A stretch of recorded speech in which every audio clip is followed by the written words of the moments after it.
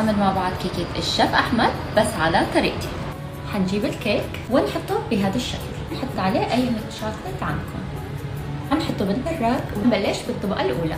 نص علبة الكريم تشيز، نص علبة ويب كريم، وزرع ويب كريم، وحليب مركز، وحنبلش نخلط.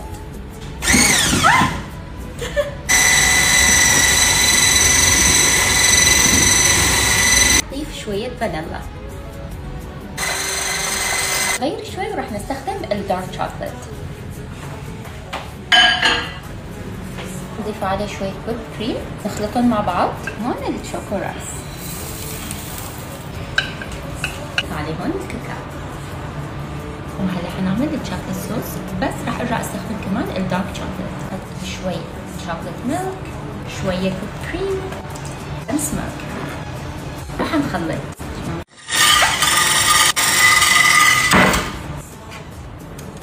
والصوص صار جاهز.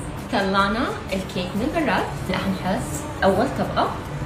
لا انا كثير بحب الرازبيريز، سو راح نضيف عليهم مربى التوت. حيكون بالشكل هذا. حنحط الشوكولات، حتكون بالطريقة هاي. وهلا حنحط الكوكو بافس. وهيك صارت كيكة الشيف أحمد جاهزة بالتويست تبع صفا. هلا خلونا نجربها.